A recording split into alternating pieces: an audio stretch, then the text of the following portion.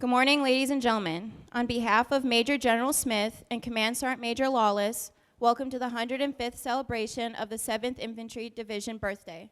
Our host for today's ceremony is the Deputy Commander for Sustainment, 7th Infantry Division, Colonel Kenneth Burgess. We would like to extend a special welcome to our distinguished guests for today's ceremony. Please hold your applause until complete. Brigadier General William Ryan, Major General Retired J.B. Taylor, Mrs. Joanne Adams, and Miss Isabella Colvin. Please join me in welcoming our distinguished guests.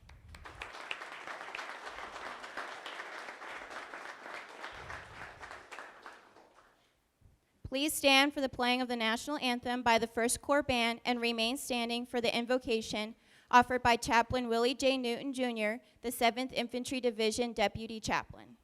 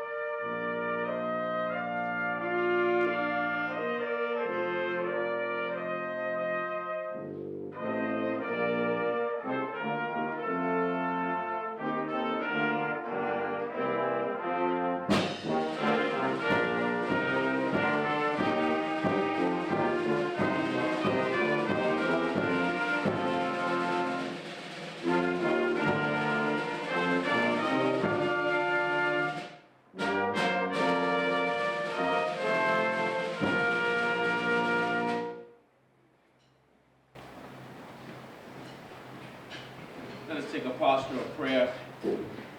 Eternal God, our help in ages past, our hope in years to come. We thank you for this opportunity to celebrate the 105th birthday of the Bayonet Division. We express our appreciation and indebtedness to the bayonet soldiers who came before us, who fought bravely and died selflessly for freedom's sake. Indeed, from the muddy trenches in France to the Arctic cold in Alaska to the high humidity in the Philippines and Korea to the arid climate in Afghanistan, bayonet soldiers have left an indelible mark in the annals of national and international history as a formidable force, forging a legacy of lethality in battle and victory in war. We pray for the continued success and legacy of the Bayonet Division and future bayonet soldiers. Continue to imbue our leaders and soldiers with firmness of purpose and strength of character as they hold their bayonets high so freedom's light will never die. Bless our bayonet soldiers here and elsewhere, separated generationally and geographically, yet united in solidarity of spirit for the common good of humanity, the freedom and security of our nation, and the enduring peace of our world. Amen. Ladies and gentlemen, please be seated.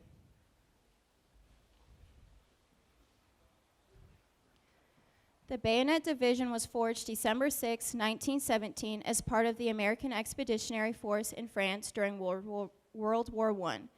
The division entered the fight in historic fashion, setting the troop-carrying record for the war when the entire 14,000-soldier division transited the Atlantic aboard a single ship, the USS Leviathan. Upon arrival in October 1918, the 7th Infantry Division immediately joined the line in the San Miel Woods and began probing attacks near Prini. The Hourglass soldiers then fought up the Moselle River, rapidly capturing key terrain and driving the Germans out of the Bois du Trou de la Haye salient. Following initial success, the division was preparing for the Second Army's drive on the Hindenburg Line when armistice was reached and the war ended. In the Second World War, the Lucky 7th initially patrolled the coast of California from its home station at Fort Ord, protecting the homeland from Japanese attack. In the spring of 1943, the bayonets were called upon to move west into the Pacific, expelling Japanese invaders from Alaska in brutal Arctic combat in May of 1943 before a brief reset on Oahu, Hawaii. From Hawaii, the division aggressively pushed Imperial forces west through bitter, close combat. 7th Infantry Division soldiers fought from Kwajalein Atoll and the Marshall Islands to Leyte in the Philippines, before securing the victory and raising the American flag on Okinawa. After Okinawa, the division continued to Korea to liberate the peninsula from Japanese control, then restationed to Camp Fuji, Japan in 1948 at the end of U.S. military governance on the Korean peninsula. When the North Koreans invaded South Korea in June of 1950, the 7th Infantry Division was immediately augmented with over 8,000 Korean soldiers, who then sailed across the Eastern Sea and plunged the bayonet into the heart of the enemy at the Incheon landing in September, and subsequently the liberation of Seoul.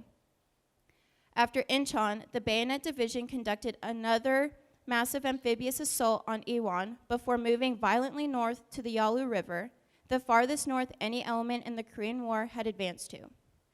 In November of 1950, bayonet soldiers under Lieutenant Colonel Don Faith bore the brunt of the communist Chinese forces as they forcefully entered the fray, decimating 1st Battalion, 31st Infantry Regiment. The bayonet soldiers retrograded and rejoined the fight at Heartbreak Ridge, Triangle Hill, Porkchop Hill, and Old Baldy, where the division was on the line when the armistice was reached in July of 1953. The division remained on the line at the demilitarized zone until 1971. In 1971, the division returned to Fort Lewis, its first time on U.S. soil since 1943. In 1985, the division was selected as the vanguard element of the new Light Fighter Initiative and returned to its pre-war home of Fort Ord, California. The Light Fighters were called to Honduras in 1988 for Operation Golden Pheasant, and then to Panama in 1989 to 1990 for Operation Just Cause. In the summer of 2015, the 7th Infantry Division deployed to Kandahar, Afghanistan, to assume responsibility for the Train, Advise, and Assist Command South mission from the 1st Cavalry Division. After 1 year in Afghanistan, the 7th Infantry Division completed its mission, conducted a transfer of authority with the 36th Infantry Division, and returned to Joint Base Lewis McChord on June 27, 2016. Today, the 7th Infantry Division maintains 3 fit, lethal, and unbeatable brigades and stands ready to deploy, engage, and destroy the enemies of the United States. Ladies and gentlemen, please provide a warm welcome for our host this morning, the Deputy Commander for Sustainment of 7th Infantry Division, Colonel Kenneth Burgess.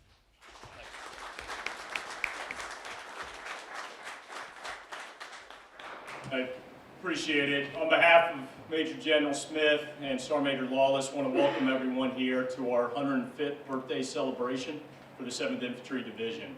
In particular, General Ryan, Corps Deputy Commander, thank you. Lynn, appreciate you being here. Major General Taylor, Joanne, wife of the late Frank, who was a huge supporter of this division and other soldiers across our installation. We appreciate his legacy and your presence as well. Isabella, thank you for what you do with the Lewis chapter as the president for the local AUSA chapter here, and continued advocacy for our soldiers as well as our units. I saw Heidi in here earlier, curator of the museum. Such a festive environment that you guys have established, and what a wonderful tribute to the soldiers that have served not only within the 7th Infantry Division, but those soldiers that have served here at Joint Base Lewis McChord over the years, and appreciate what you do to keep those memories living. For the brass band, thank you so much. Always awesome to have you guys in attendance, and all the festive holiday music that you'll be providing in the events to come, that I hope we get participation from our community out. And then to the Division G1 team, PAO, HSE, thanks for putting this on. You know, it's it's fitting that we do these kind of remembrance and memories, provide the memory for those that have served before us, the memories of our units, and certainly those that have fallen before us. December 6, 1917 is what we call, that was when we were activated, and so 105 years to the day is what we're celebrating, with all of us being here this morning. It's fitting that this annual celebration is nested among holidays of both historical and spiritual reflection and remembrance. The historical reflection, the campaigns, the valor, the grit, and the determination of our forefathers. The remembrance, the sacrifice of those that served and the thousands that died while wearing our patch and carrying the banner that we still assemble under today. The 7th Infantry Division isn't necessarily flashy. It's not as well known as other storied divisions across our Army, yet just a glimpse and a brief understanding of its history, and you realize and you appreciate the enormity of its contributions and no doubt the bravery of its soldiers. World War II and the Korean War is where our unit saw the most intensity as bayonet soldiers fought major ground campaigns across the Pacific Islands and on the Korean Peninsula. Red Beach and the frozen tundra of it too, where the likes of Private Joseph Martinez led the way. Hard-fought amphibious assaults and pitched jungle battles across the Marshall Islands, Leyte, and with bayonets fixed and following the 105 or the 155 cannons, we gained a foothold and raised the American flag over Okinawa. 5 years later, 7th Infantry Division drove inward with Incheon and then north. And in November and December 1950, this time of year, was the spearhead of the U.S. Northern Advance to the banks of the Yalu River, where led by such men as Lieutenant Colonel Don Faith, they poured every last ounce of human will against the communist Chinese regulars and then fought a brutal rear guard at the Chosin Reservoir. But with this cake cutting, we're not only celebrating our past and to remember those that have gone before us, but also to recognize our future. We hope to one day unify our entire division under one patch, under one lineage, and one shared identity. But there's no question that we already operate with one shared purpose.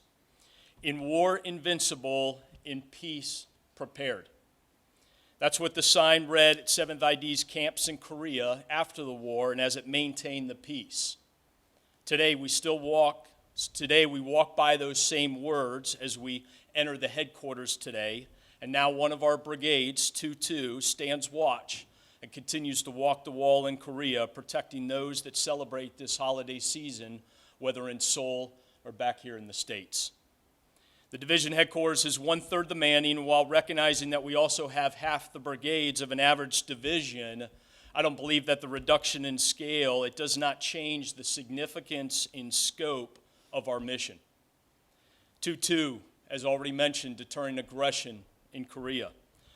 Over 100 members of division headquarters, over half of division headquarters right now in Japan for Yamasakura, partnered with the Japanese Defense Forces. Our CAB, many of which are seated here today, having just returned from Cambodia, the Philippines. 1-2-3, as we sit here, packing out for Thailand, while the rest of 1-2 focuses on modernization and its readiness systems. Trust in me remains our motto. Our nation trusts us to be ready. We trust our leaders to prepare their units for combat and to ready their equipment. We trust our soldiers to exemplify the selfless service and the grit and the determination of those that have worn the patch before us. Thank you all again for being here to honor the memories of those that have been a part of this organization in past, the lineage and the history of our unit, and those that we still serve with today. Happy birthday, 7th Infantry Division. Trust in me, bayonets.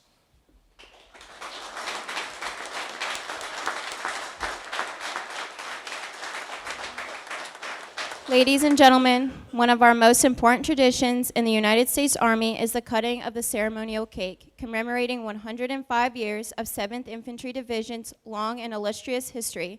Please stand and join us as we sing Happy Birthday.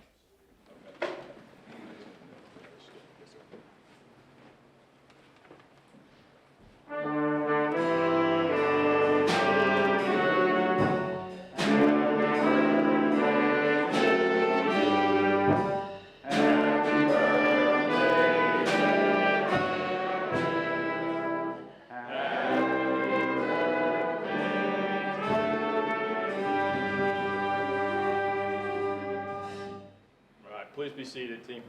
Please be seated. I stumbled there. I don't know if we said 7th Infantry Division, bayonets, but it's the 105th, all the same. Hey, we got with us Sergeant Major Bloom and I. We have Staff Sergeant Norton. Am I allowed to say her age out loud? Oh, yes, sir. Okay, Staff Sergeant Norton, oldest soldier in 7th Infantry Division, proudly standing 59 years, fit and ready. 17.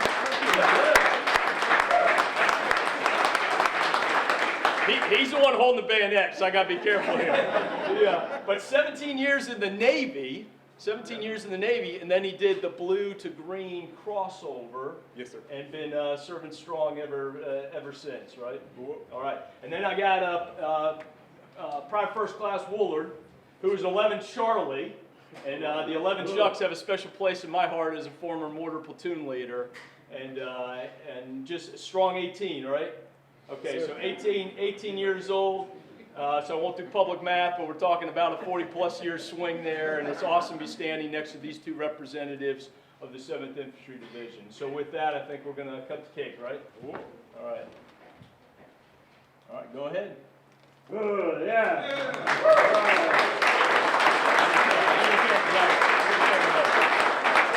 All right.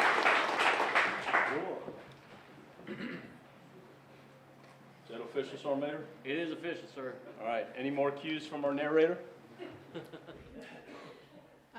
Ladies and gentlemen, please stand for playing of the 7th Infantry Division Bayonet March and the Army Song.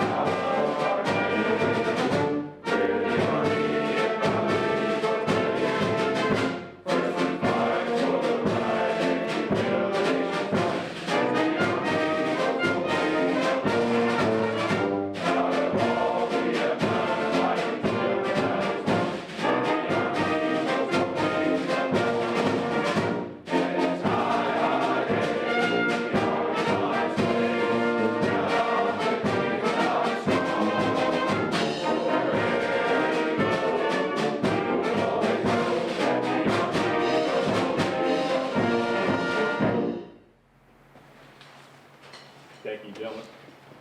That's on behalf of the Commanding General and Command Sergeant Major. Thank you, sir. Yeah, thank you. Thank you, sir. All right, I did.